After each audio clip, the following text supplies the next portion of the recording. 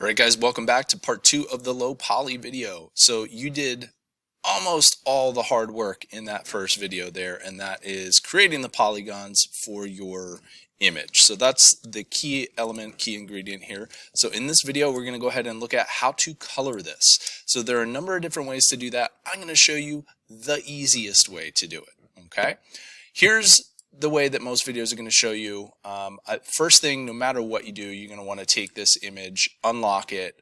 I'm going to click on that, and I'm going to go ahead and bring the opacity of that image back up to 100%. If you don't do that in this step, what's going to happen is when you pick your colors, they're going to be muted because the image itself was muted. So I'm going to bring that back up to 100. I'm going to lock it again, and then I'm ready to go. So here's how we can do it. It's a little bit more tedious. So this is the tough way to do it. You pick a triangle or a polygon like that. I'll zoom in a little closer. And it's hard because you can't click on the center because there's no fill. So you have to click on the edge, and sometimes it's hard to pick the one that you want. So I can do that. I can choose the eyedropper, hit I, and then when I pick right here, it's going to fill that in with the color that I pick. And then I would go back to the selection tool, V.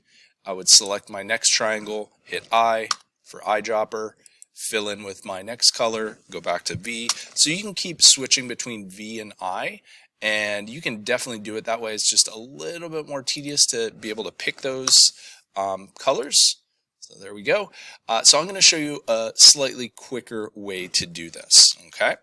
So I'm going to actually take everything. I'm going to undo that. And what I like to do just in case, is make a copy of this layer. So I'm going to go ahead and take my polygon layer right here. I'm going to right click and do duplicate. Okay. I got a copy just in case, something goes desperately wrong in this step. I have a copy of all my hard work there. All right. So let's go ahead and do this. I'm going to select everything. I'm going to do Control A, and that selects everything in my image. Now I'm going to go over here to my live paint bucket. I'm going to click on live paint. I have that. I have everything selected right here. Again, make sure your image is locked. And then I'm going to go in here.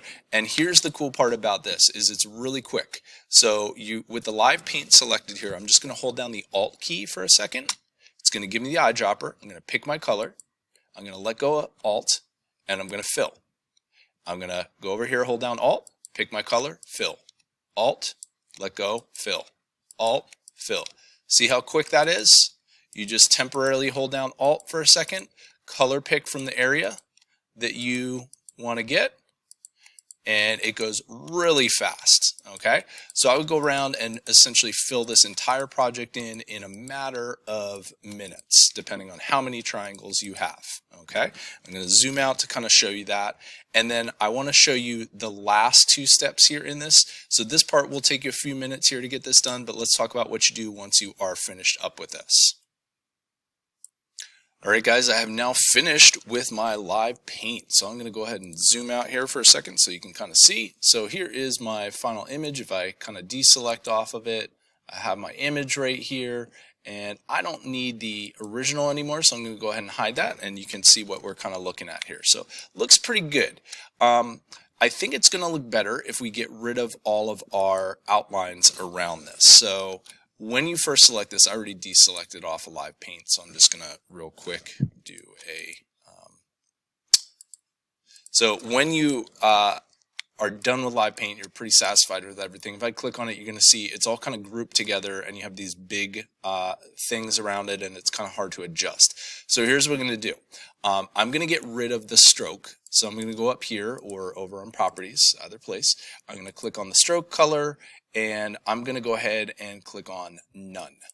That's going to get rid of the stroke. So immediately when I look at that, I feel like that's going to look a little bit better. Gets rid of that harsh outline. And now I'm essentially ready to go.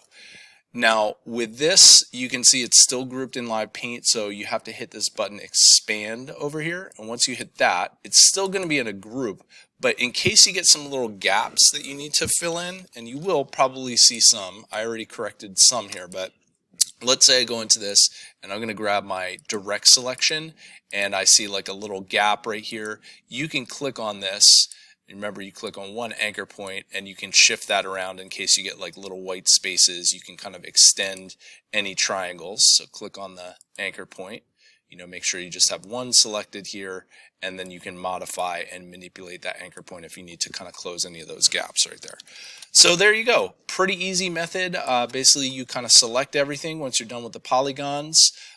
You go ahead and hit that live paint mode, and you just hold down the Alt key, pick the color from the shape that you want, and then click to fill and work your way around the image. Once you're done, you kind of select everything, you make sure you get rid of the stroke on everything, and then you can expand and do any corrections that you need.